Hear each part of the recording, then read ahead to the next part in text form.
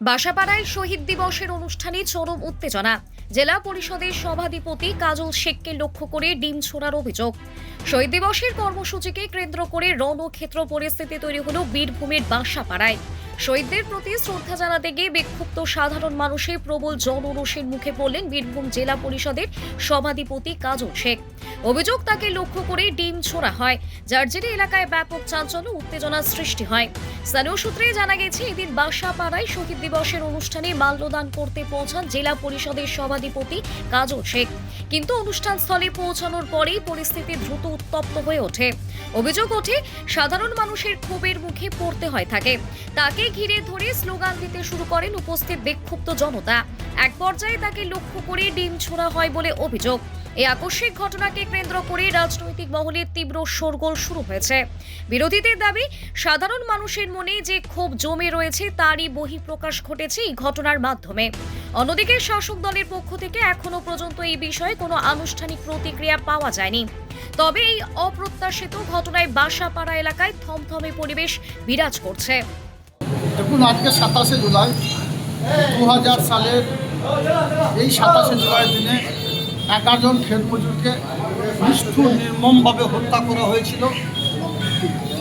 তাই প্রত্যেক বছর তৃণমূল কংগ্রেসের পক্ষ থেকে আমরা সেই শহীদ পরিবারের প্রতি সমবেদনা জানাই এবং প্রত্যেক বছর এখানে আমরা আসি। আমিও একজন শহীদ পরিবারের সদস্য হিসাবে এবং এখানকার স্থানীয় বিধায়ক সহ শহীদ পরিবারের প্রত্যেকটি সদস্য এখানে এসেছিলেন এবং তারা তাদের পরিবারের প্রতি সমবেদনা শ্রদ্ধা নিবেদন করলেন। আমিও সেই জন্য এসেছিলাম। কিন্তু এখানে আসার পরে যেটুকু দেখলাম, কতিপয় দূরে কিছু সমাজ বিরোধী তারা আমাদের গাড়ি লক্ষ্য করে, অবশ্যই আমাদের কাছে আসেনি, কারণ আমরা শহীদ মঞ্চে ছিলাম, যারা শহীদ হয়েছে সেই বেদির পাশে ছিলাম। তাই তারা কিছুটা দূরে বিভিন্ন ধরনের বিশৃঙ্খলা করছিল। ধন্যবাদ জানাচ্ছি বীরভূম জেলা পুলিশ প্রশাসনকে, যে বীরভূম জেলা পুলিশ প্রশাসন এবং নানুর থানা পুলিশ প্রশাসন তাদের এখান থেকে সরিয়ে দিয়েছে। যদিও আমি পুলিশ প্রশাসনের পারমিশন নিয়ে এখানে এসেছিলাম, এটা উচিত হয়নি। যে ধরনের কাজ করছে এটা বাংলার কৃষ্টি কালচারের বিরুদ্ধে বলে আমি মনে করি। যাই হোক, যে কাজটাই ওরা করেছে বা করতে চলেছে বা করছে, আমার দৃঢ় বিশ্বাস আগামী দিনে পুলিশ প্রশাসন আরও সক্রিয় এবং যারা এই নক্কারজনক ঘটনা ঘটাতে চাইছে তাদের বিরুদ্ধে দৃষ্টান্তমূলক সাজা দেবে। আমি এখানকার একজন জনপ্রতিনিধি, আমি এখানকার জেলা পরিষদের মেম্বার। আমার সঙ্গে স্থানীয় বিধায়ক সব আছেন, যারা এখানে ছিল 2-4 জনকে আমি দেখলাম। এদের মধ্যে একজনকেও জীবনে কখনো দেখিনি এরা রাজনীতির সঙ্গে কোনো দিন যুক্ত ছিল বা যুক্ত এখনও আছে বলে মনে হয় না।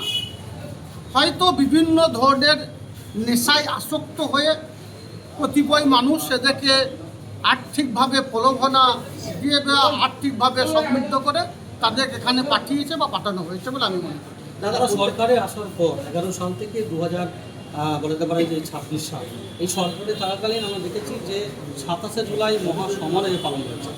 এই যে এবছর যে একটা ছবি, করুণ ছবি, এটার জন্য আপনি কী বলবেন? দেখুন, 27শে জুলাইয়ের মেন উদ্দেশ্য হচ্ছে আমাদের শহীদ বেদিতে মাল্যদান করা এবং শহীদ পরিবারদের পাশে দাঁড়ানো। আমরা সেটাই করছি, প্রত্যেক বছর করি, এবছর সেটাই করছি। প্রত্যেক বছর একটা দলীয় পক্ষ থেকে একটা মহা মিছিল বা একটা জনসভার আয়োজন করা হয়, সেটা এবছর করা হয়। ব্যাস। রাজনীতিতে তো আসতেন, এবছর আসেনি, আগামী দিনে হয়তো আসবেন। এ বিষয়ে মন্তব্য করতে চাই না। আজকের দিনটা আমাদের ভরাক্রান্ত হৃদয়ে, আমাদের পরিবারে আমাদের ছেড়ে চলে গেছে, তাদেরকে স্মরণ করার দিন। স্বভাবতই আমি রাজনীতির কোনো বিষয়ে আজকের দিনে কোনো উত্তর দেওয়ার সম্মুখীন বলে মনে করি। আচ্ছা, আপনাকে লক্ষ্য করে শহীদ বেদিতেও ডিম ছোড়া হলো, সেটা কতটা অপমান বলে মনে হলো? এটা কত বড় অপমান সেটা তো জনসাধারণই বলবে। সারা বাংলার মানুষ, সারা ভারতবর্ষের মানুষ এটাকে দেখলো, এটাকে আশা করি কেউ ভালো চোখে নেবে না। ঠিক আছে।